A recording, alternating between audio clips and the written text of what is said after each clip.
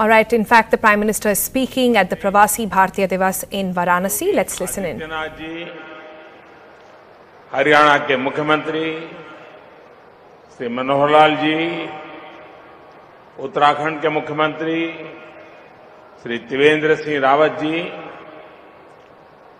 मंत्रिपरिषद के मेरे सहयोगी जनरल वीके सिंह जी, मंच पर उपस्थित अन्य सभी महानुभाव और दुनिया भर से पधारे और काशी पधारे मेरे प्रिय भाई और बहनों, सबसे पहले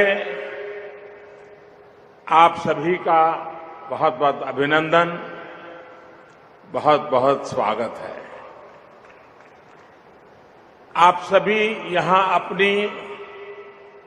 अपने पूर्वजों की मिट्टी की महक से खींचे चले आए हैं। कल जिन्हें प्रवासी भारतीय सम्मान मिलने वाला है, उन्हें मैं अपनी तरफ से अग्रिम शुभकामनाएं देता हूं। आज का दिन मेरे लिए भी विशेष है। जैसा कि सुषमा जी कह रही थी, मैं यहां आपके सामने प्रधानमंत्री के साथ साथ काशी का सांसद होने के नाते एक मेजबान के रूप में उपस्थित हुआ।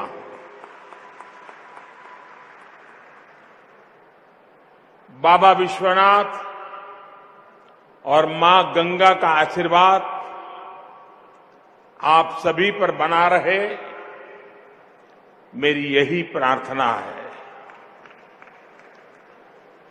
साथियों, आज आपसे अपनी बात शुरू करने से पहले मैं डॉक्टर श्री श्री श्री शिवकुमार स्वामी जी के निधन पर अपना शोक व्यक्त करना चाहता हूं। तुमकुर के श्री सिद्धगंगा मठ में मुझे कई बार उनसे आशीर्वाद लेने का अवसर मिला था और जब भी उनसे मिलता था, वो एक बेटे की तरह मुझे इतना स्नेह करते थे, इतना आशीर्वाद देते थे। ऐसे महान संत, महाऋषि का जाना हम सभी के लिए बहुत दुखद है। मानव कल्याण के लिए उनके योगदान को देश हमेशा याद रखेगा। मैं आदरपूर्वक उन्हें नमन करता हूं, उनको श्रद्धांजलि देता हूं। भाइयों और बहनों, दुनिया भर में बसे आप सभी भारतीयों से संवाद का ये अभियान हम सभी के प्रिय श्रद्धेय अटल बिहारी वाजपेयी ने शुरू किया था। अटल जी के जाने के बाद यह पहला प्रवासी भारतीय सम्मेलन है। इस अवसर पर मैं अटल जी को श्रद्धा सुमन अर्पित करता हूं, उनकी इस विराट सोच के लिए नमन करता हूं। साथियों, आप सभी काशी में हैं और इसलिए मैं काशी और आप सभी में एक समानता भी देख रहा हूं। बनारस नगरी चिरकाल से ही भारत की सांस्कृतिक, आध्यात्मिक, दार्शनिक और ज्ञान की परंपरा से दुनिया में देश का परिचय कराती रही है। आप भी अपने दिलों में भारत और भारतीयता को संजोए हुए इस धरती की ऊर्जा, उसे दुनिया को परिचित करा रहे हैं। साथियों, मैं आपको भारत का ब्रांड एम्बेसडर मानने के साथ ही भारत के सामर्थ्य और भारत की क्षमताओं, देश की विशेषताओं का प्रतिनिधि भी और प्रतीक भी मानता हूं। इसलिए ही आप अभी जिस देश में भी रह रहे हैं, वहां के समाज को भी आपने अपनापन दिया है। वहां की संस्कृति और अर्थव्यवस्था को समृद्ध किया है। आपने वसुधैव कुटुंबकम इस भारतीय दर्शन का, हमारे पारिवारिक मूल्यों का विस्तार किया है। आप सभी जिस देश में बसे हैं, वहां के समाज के लगभग हर क्षेत्र में लीडरशिप के रोल में नजर आते हैं। मॉरिशस को श्री प्रवीण जगन्नाथ जी पूरे समर्पण के साथ आगे बढ़ा रहे हैं।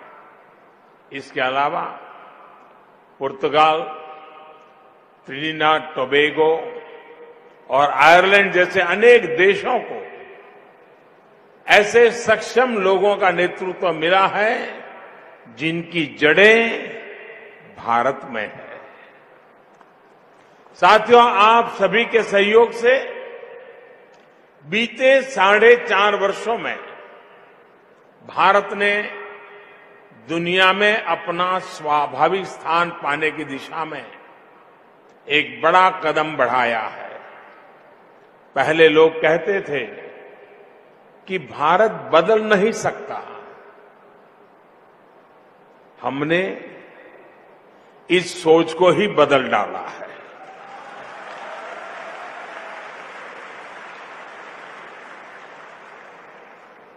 हमने बदलाव करके दिखाया है। साथियों, दुनिया आज हमारी बात को, हमारे सुझावों को पूरी गंभीरता के साथ सुन भी रही है और समझ भी रही है। पर्यावरण की सुरक्षा और विश्व की प्रगति में भारत के योगदान को दुनिया स्वीकार कर रही है। संयुक्त राष्ट्र के सबसे बड़े पर्यावरण पुरस्कार चैंपियंस ऑफ द अर्थ के साथ साथ सियोल पीस प्राइज का मिलना इसी का परिणाम है। साथियों, आज भारत अनेक मामलों में दुनिया की अगुवाई करने की स्थिति में है। इंटरनेशनल सोलर अलायंस यानी आईसा ऐसा ही एक मंच है। इसके माध्यम से हम दुनिया को वन वर्ल्ड, वन सन, वन ग्रिड उस तरफ ले जाना चाहते हैं।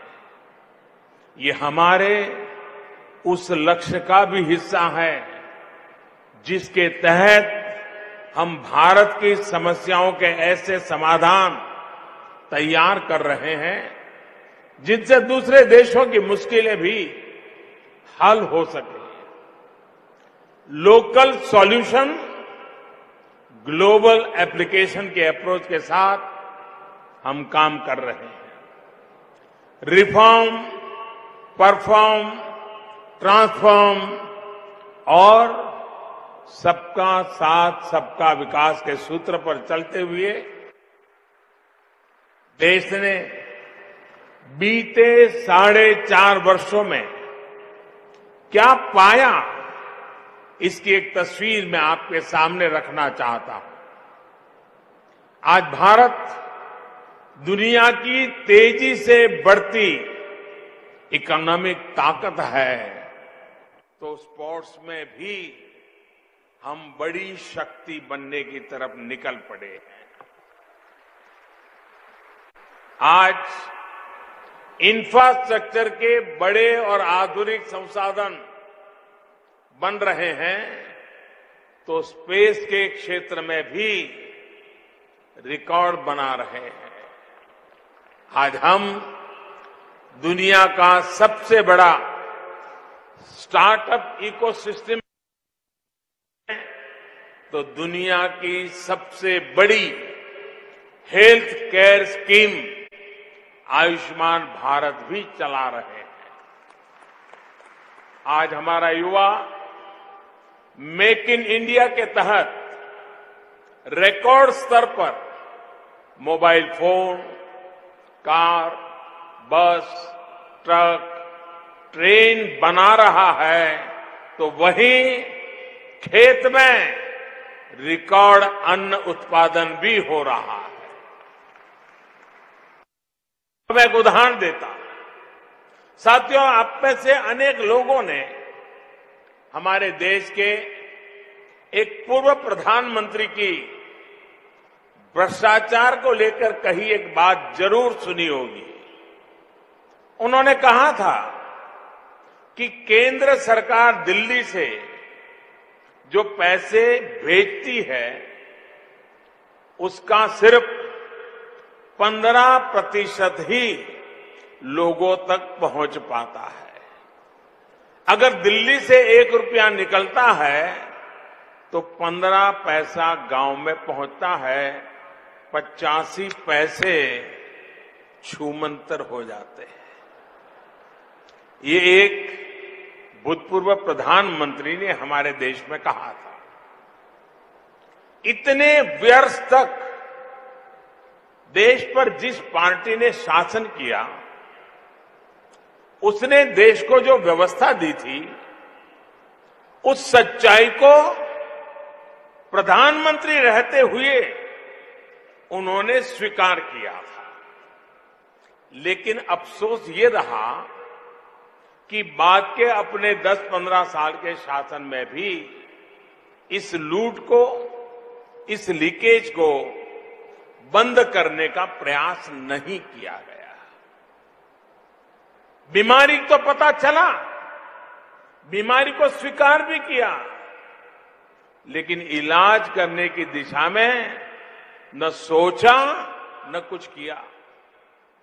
देश का मध्यम वर्ग ईमानदारी से टैक्स देता रहा और 85% की लूट भी चलती रही। साथियों, अब मैं आपको आज की सच्चाई भी बताना चाहता हूं। हमने टेक्नोलॉजी का इस्तेमाल करके इस 85% की लूट को 100% खत्म कर दिया है।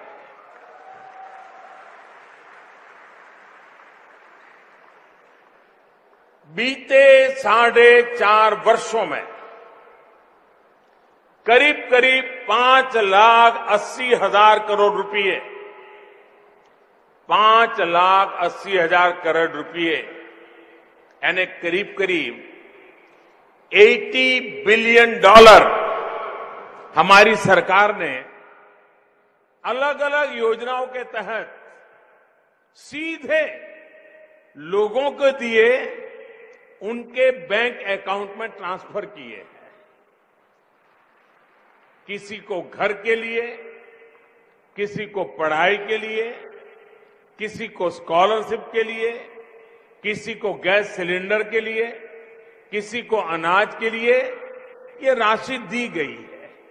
अब आप अंदाज लगाइए, अगर देश पुराने तौर तरीकों से ही चला रहा होता तो आज भी इस 5,80,000 करोड़ रुपए में से करीब 4.5 लाख से भी ज्यादा हजार करोड़, 4.5 लाख हजार करोड़ से ज्यादा ये रकम छूमंतर हो जाती, लीक होती। अगर हम व्यवस्था में बदलाव नहीं लाते होते तो ये राशि उसी तरह लूट ली जाती जैसे पूर्व प्रधानमंत्री ने स्वीकार किया था कि लूटी जाती थी। साथियों, ये सुधार पहले भी हो सकता था, लेकिन नीयत नहीं थी, इच्छा शक्ति नहीं थी और नीति की अपेक्षा करना जरा कठिन लगता है। हमारी सरकार अब उस रास्ते पर चल रही है कि सरकार द्वारा दी जाने वाली हर मदद डायरेक्ट बेनिफिट ट्रांसफर स्कीम के तहत सीधे लाभार्थी के बैंक खाते में ट्रांसफर की जाए। मैं आपको एक और आंकड़ा देता हूं। पिछले 4.5 साल में हमारी सरकार ने करीब करीब 7 करोड़ ऐसे फर्जी लोगों को पहचान कर उन्हें व्यवस्था से हटाया है। ये 7 करोड़ लोग वो थे जो कभी जन्मे ही नहीं थे, जो वास्तव में थे ही नहीं, लेकिन ये 7 करोड़ लोग सरकारी सुविधाओं का लाभ ले रहे थे। कागज पे वो थे, कागज पे वो पैदा भी हुए, बड़े भी हुए और फायदा भी उठाते रहे। आप सोचिए, पूरे ब्रिटेन में जितने लोग हैं, पूरे फ्रांस में जितने लोग हैं, पूरे इटली में जितने लोग हैं, ऐसे अनेक देशों की जनसंख्या से ज्यादा तो हमारे यहां वो लोग थे जो सिर्फ कागजों में ही जी रहे थे और कागजों में ही सरकारी सुविधाओं का लाभ चला जाता था। इन 7 करोड़ फर्जी लोगों को हटाने का काम हमारी सरकार ने किया है। ये उस बदलाव की एक झलक है जो पिछले 4.5 वर्षों में देश में आना शुरू हुआ है।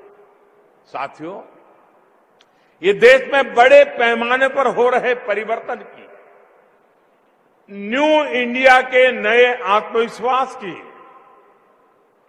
एक झांकी भर है। भारत के गौरवशाली अतीत को फिर स्थापित करने के लिए 130 करोड़ भारतवासियों के संकल्प का ये परिणाम है।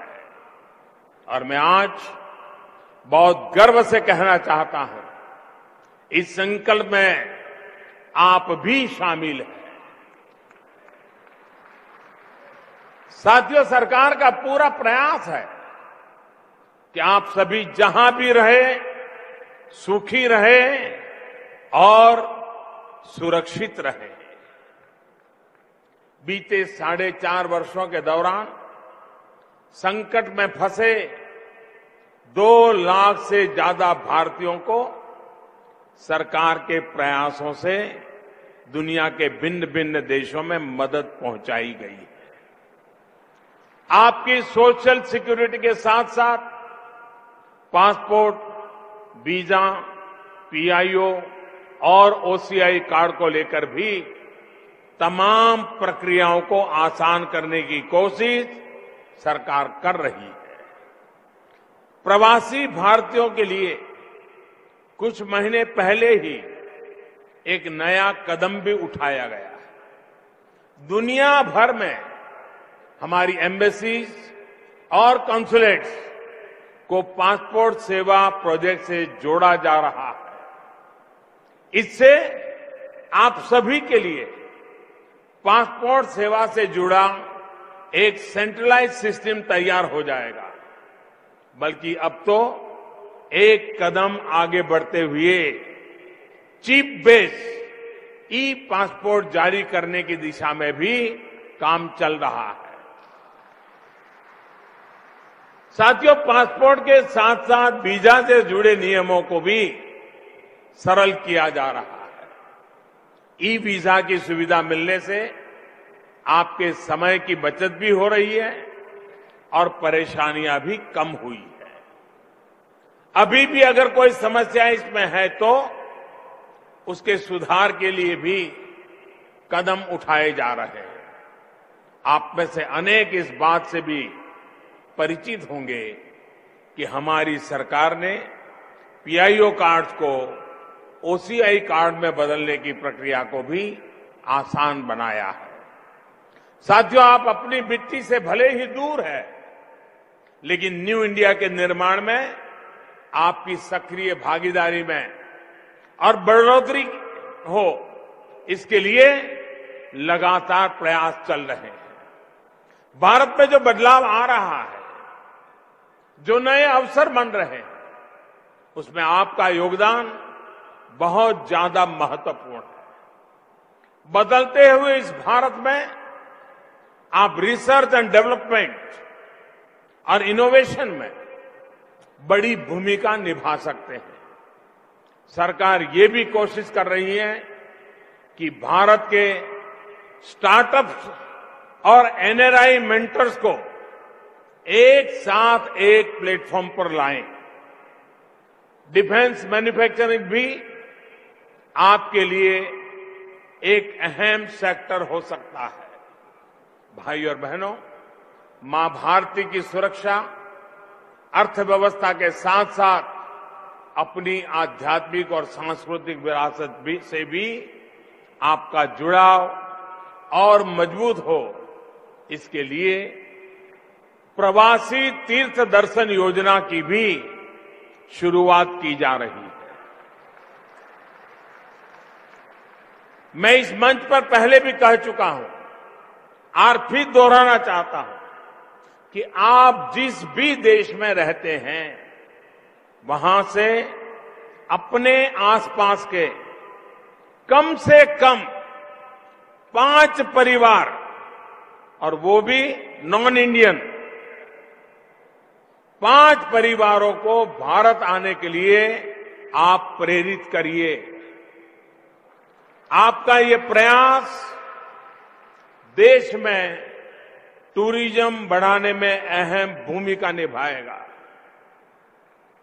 इसी तरह आप इस वर्ष गांधी जी की 150वीं जन्म जयंती पर अपने देश में रहते हुए कैसे उनकी बातों को, भारत की बातों को अन्य लोगों तक पहुंचाएंगे, इस पर भी विचार कीजिए।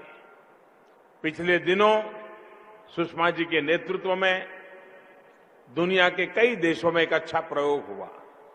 वहां की हमारी सभी एम्बेसीज ने गांधी 150 निमित्त उस देश के कलाकारों को वैष्णव भजन तो तेने रे कहिए, गांधी जी का प्रिय भजन, उनको गाने के लिए रिक्वेस्ट की। यूट्यूब पर इसकी सारी वीडियो अवेलेबल है। आप भी हैरान हो जाएंगे कि विदेश के नागरिक, विदेश के कलाकार कितनी भक्ति भाव से वैष्णव भजन तो तहने रे कहिए गा रहे हैं। एक प्रकार से गांधी ग्लोबल है। ये अनुभूति हम सब कोई इसको सुनते कर सकते हैं। और इसलिए कुछ विशेष कार्यक्रम अगर आप करना चाहें तो भारतीय दूतावास एम्बेसी द्वारा भी आपकी हर संभव मदद की जाएगी। इस वर्ष हम सभी गुरु नानक देव जी की 550वीं जयंती भी बना रहे।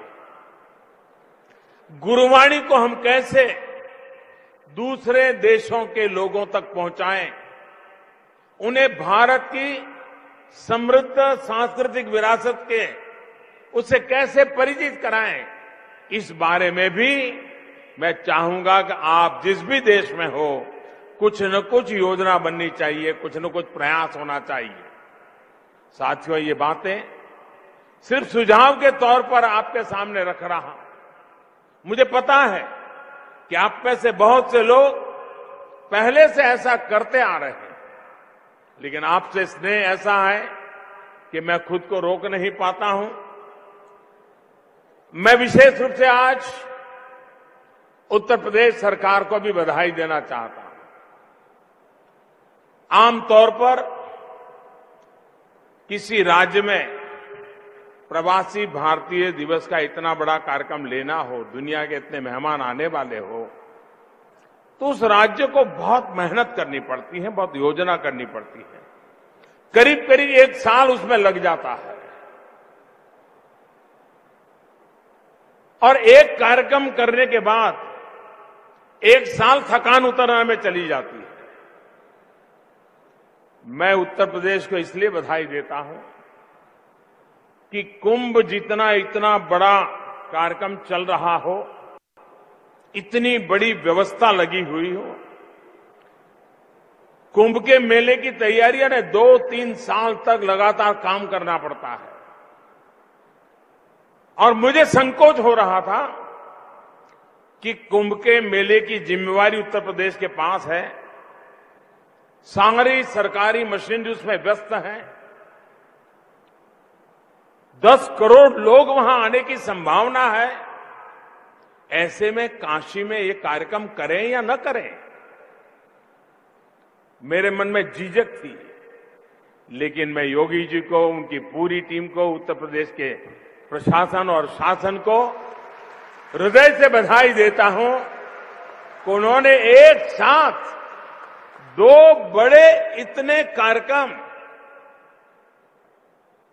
इस बात ने दुनिया को इस बात का परिचय करवा दिया है कि उत्तर प्रदेश की गवर्नमेंट, उत्तर प्रदेश की ब्यूरोक्रेसी, उत्तर प्रदेश के मुलाजिम, ये भी दुनिया में किसी से कम नहीं है। और इसलिए मैं उनका विशेष अभिनंदन करता हूं। मैं काशी वासियों का सर झुका करके प्रणाम करना चाहता हूं, क्योंकि मैंने प्रवासी भारतीय दिवस को गुजरात में भी किया हुआ है। और शायद गुजरात के मुख्यमंत्री कहो या आज प्रधानमंत्री के पद पर देखो, शायद हिंदुस्तान में मैं एक ऐसा इंसान हूं जो करीब करीब सभी प्रवासी भारतीय दिवस के कार्यक्रम में उपस्थित रहा हूं। जब मुख्यमंत्री था तब भी आता था, प्रधानमंत्री बनने के बाद तो दायित्व बना है। एक बार सिर्फ मैंने वीडियो कॉन्फ्रेंस से शरीक हुआ था, अदरवाइज मैं फिजिकली जाता। मैंने इतने कार्यक्रम देखे हैं। गुजरात में भी मैं मेजबान था, लेकिन काशी ने जिस प्रकार से इस कार्यक्रम को सरकारी कार्यक्रम नहीं बनने दिया, जनता जनार्दन का कार्यक्रम बन गया। हर काशी वासी ने इसने अपना कार्यक्रम बना लिया। करीब करीब 400 लोग परिवारों में ठहरे हैं। और यहां की टेंट सिटी का नजारा ऐसा है कि मुझे बताया गया कि कई लोग जो होटल में ठहरे थे, वो होटल छोड़ करके टेंट सिटी का मजा लेने चले आए, एक नया अनुभव करने के लिए चले आए।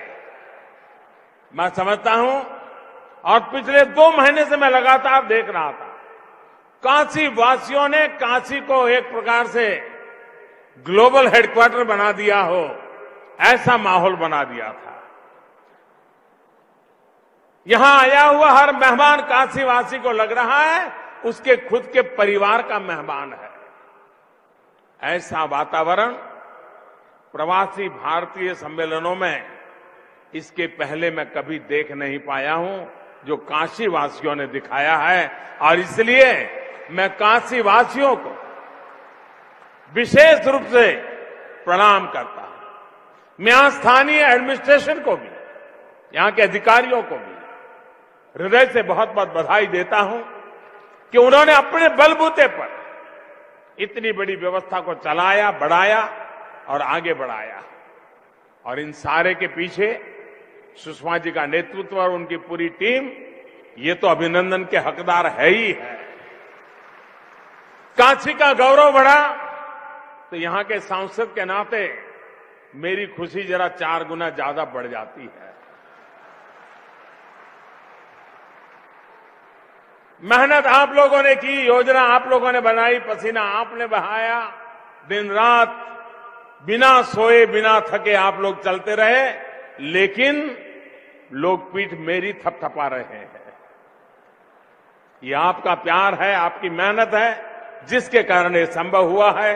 और इसलिए काशी के सांसद के नाते, मेरी इस कर्मभूमि के नाते मैं आज एक विशेष संतोष की अनुभूति करता हूं और मुझे विश्वास है कि मेरी काशी आपके माध्यम से फिर एक बार दुनिया के हर व्यक्ति के दिल में जगह बनाएगी और हर किसी को काशी आने का मन करे।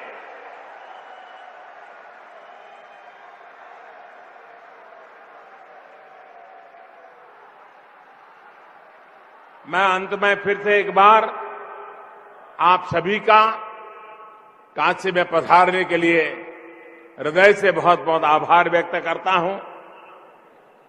भारत में आपका ये प्रवास सुखद रहे, इसी कामना के साथ बहुत बहुत धन्यवाद करता हूं। मैं व्यक्तिगत रूप से प्रधानमंत्री के रूप में नहीं, सांसद के रूप में नहीं, व्यक्तिगत अपने आनंद के लिए पिछले 1-2 साल से कार्यक्रम कर रहा हूं। भारत में मार्च महीना एक प्रकार से एग्जाम का महीना होता है और 10वीं 12वीं की परीक्षा यानी परिवार में साल भर एक तनाव का माहौल होता है। हर किसी को लगता है बच्चे को 10वीं में ज्यादा मार्क मिले, 12वीं में ज्यादा मार्क मिले, एक तनाव का माहौल होता है।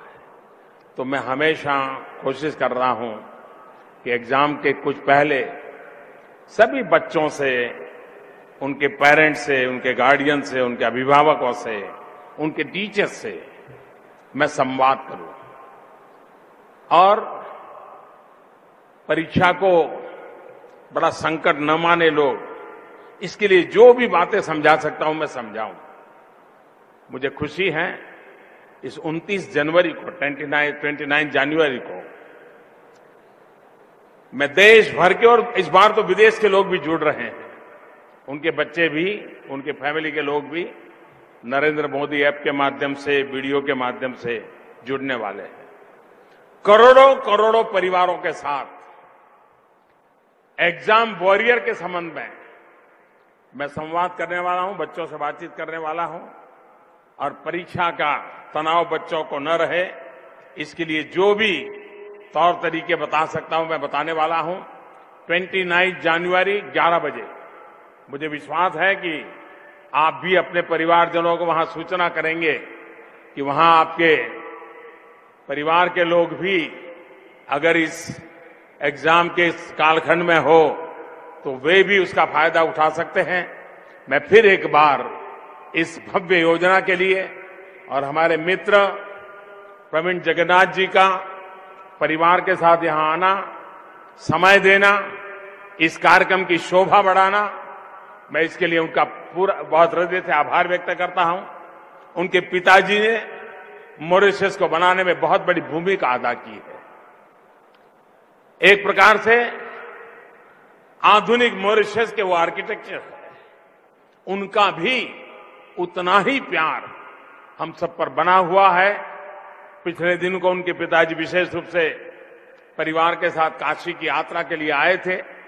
आज प्रवीण जी का आना हो गया, परिवार के साथ कविता जी को लेकर के आ गए।